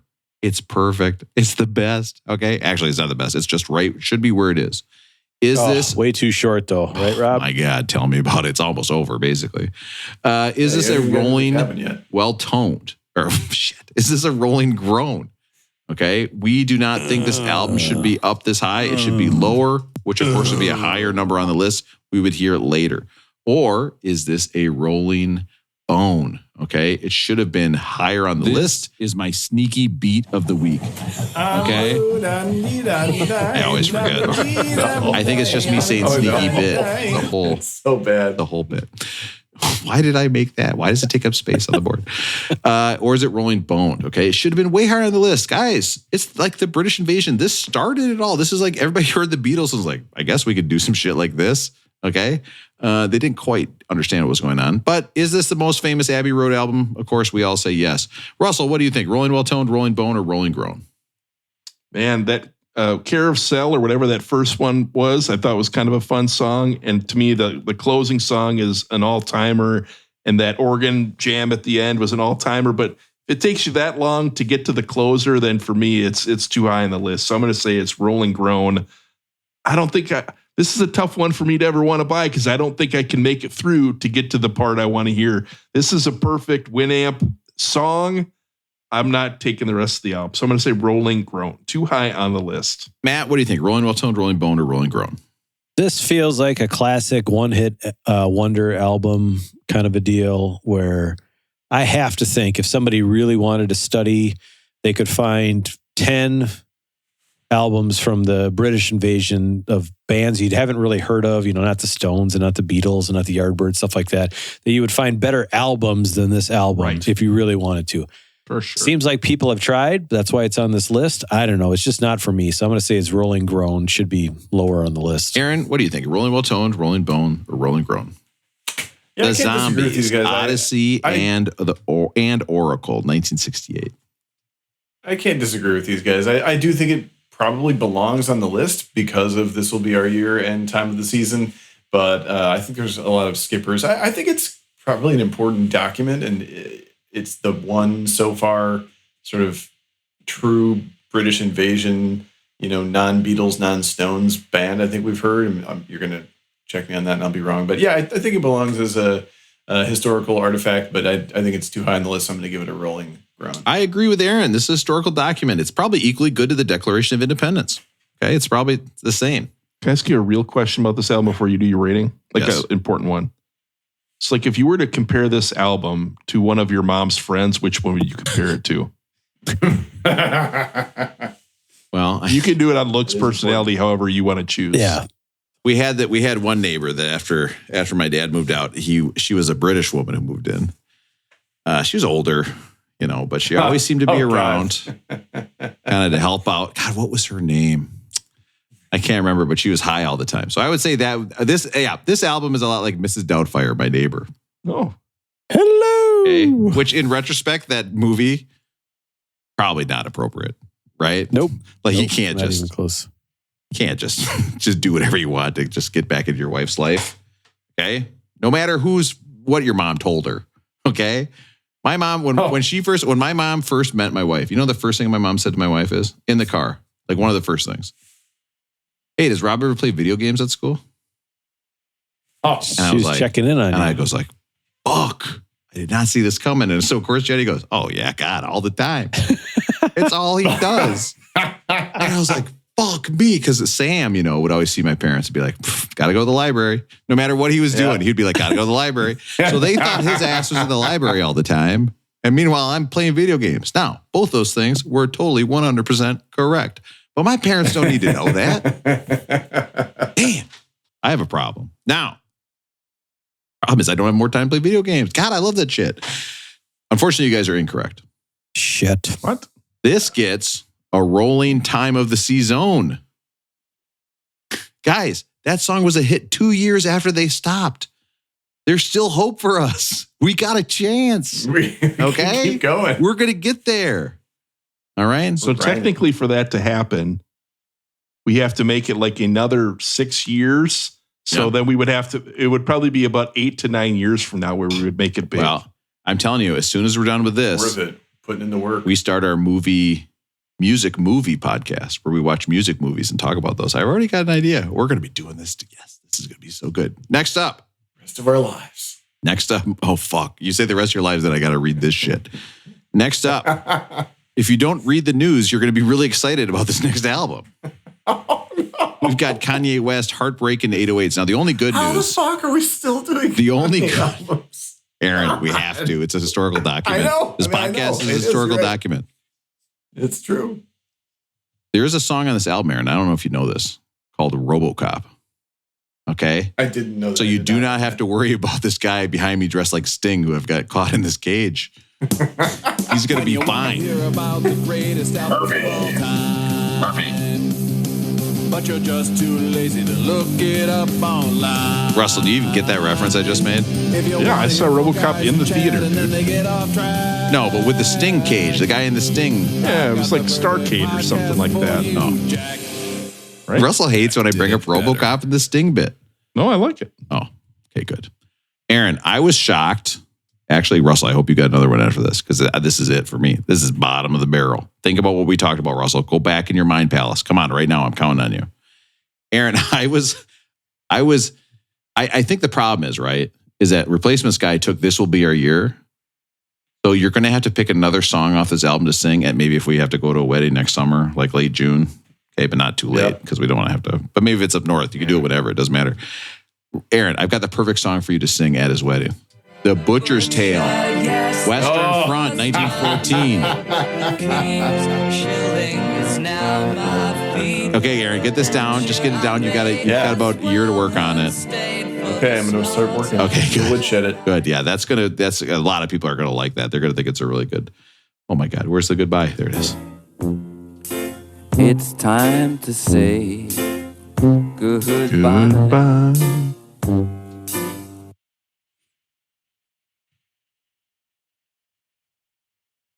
Oh my God, I told that porn story in this episode again. God damn it. I didn't think I'd have to do that again. Nice. It was, though. It was a giant bag of porn. It was crazy. Like, can you imagine if you caught your kid doing that? Could be worse things. I don't know, man. Creative. Like if the school called home and was like, hey, oh my God, I'd be mortified. Have my parents hear that. What was the worst thing your parents ever found out about your bad behavior, Rob? Oh, probably my mom being on this podcast.